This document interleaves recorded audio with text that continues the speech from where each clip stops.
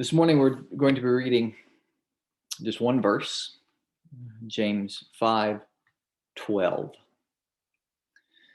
But above all, my brothers, do not swear either by heaven or by earth or by any other oath, but let your yes be yes and your no be no, so that you may not fall under condemnation. This is one of the, at least to me, one of the more strange passages in James's letter. And it's strange for a couple of reasons. One, it just seems quite out of place. He's thrown this one thought in here, and I know James jumps about a bit, but it is one thought in the midst of things. It's really hard to place it in context. He's just finished talking about people being oppressed and suffering and enduring suffering and with patience and endurance. And he's going to talk immediately following this about prayer. And all of a sudden, he sort of throws in this about do not swear either by heaven or by earth. That's one of the oddities of the verse. The other oddity, the one to me most striking, is the phrase above all or before all things. Right? James has condemned what we might think of as many great sins in his letter. He's talked about murder. He's talked about abuse, about showing partiality in worship, not loving our neighbors. He talked about hypocrisy. He's talked about violent attacks. But here, as he gets to the close of his letter, he says, above all the things I've talked about, above all, don't swear. That seems a rather strange thing to say. And many commentators have wrestled with this. Why, above all, do not swear?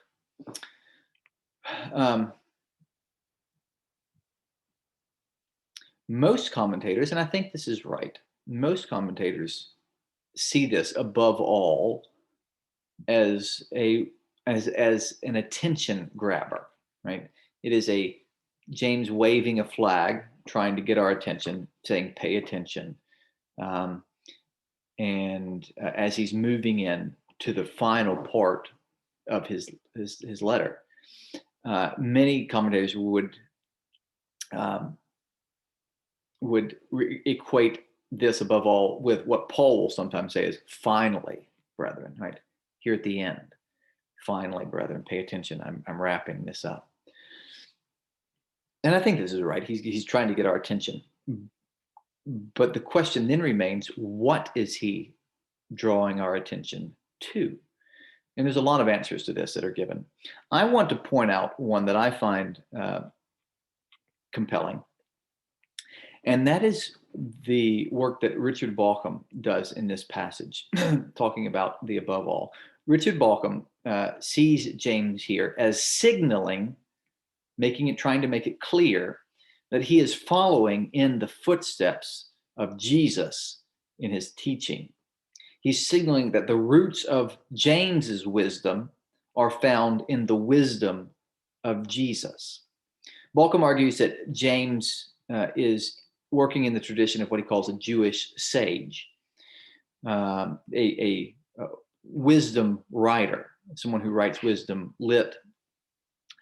And part of being a Jewish sage is embodying the teaching of the tradition of the Jewish sages that came before, the masters, embodying that, and not just repeating their teaching, but embodying it and then writing it out, developing it more, and then expressing it through your own life and your work.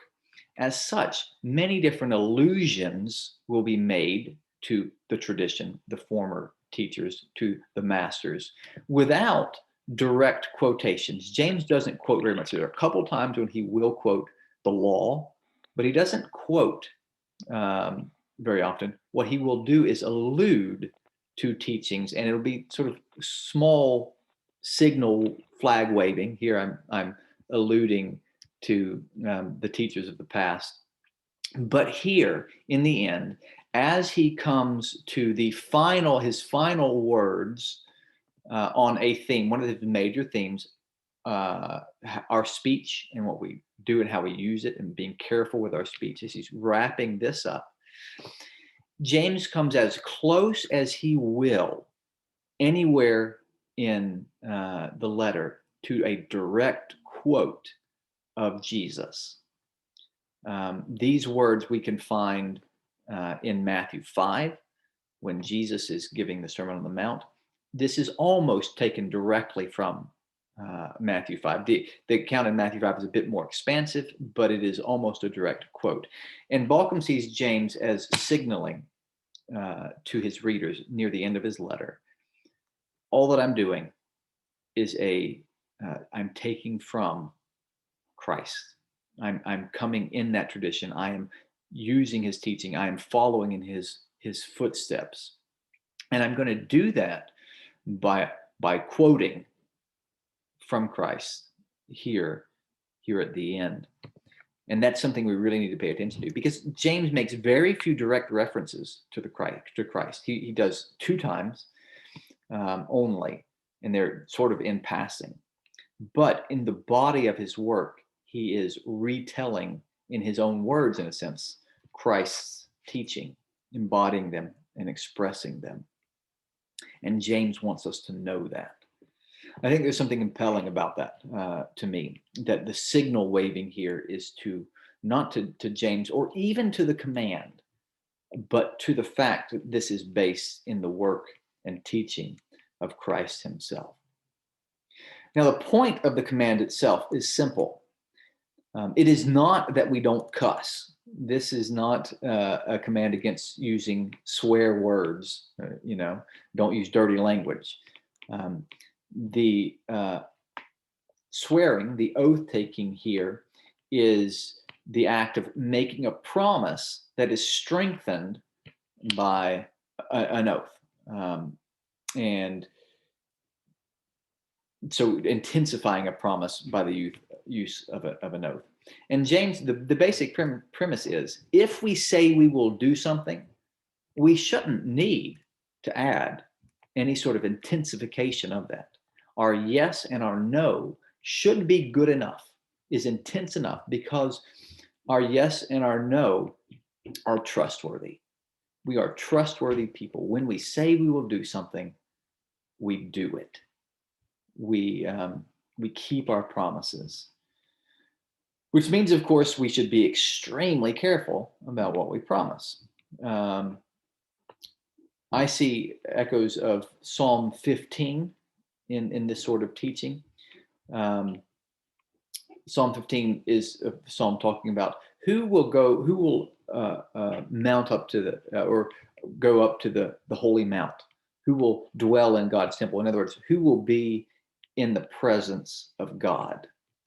And one of the things, it gives a list of things. The person who's going to be in the presence of God will do this, this, and this. And one of them is, in Psalm 15, he who swears to his own hurt and does not change. The person who, even if it's harmful to him, does not go back on his promises. He keeps his word. And so, of course, we must be very careful about what we promise we will do. We think of promises made by Jephthah, or even Herod Antipas, who get yourself in a really sticky situation of having promised to give whatever was asked, and then is asked for John the Baptist's head. So there is wisdom in being very cautious about what we promise, but then being trustworthy, not being flippant about our promises when we do make them. This passage and the passage in Matthew is particularly concerned about using God's name in making promises. For in doing that, we would be dragging God's name into a falsehood if indeed we did not keep our promises. James, and I think Jesus, is saying, look, when you make a promise, you yes or no, stick to it. Be a trustworthy person. Of course, this verse has been used many times to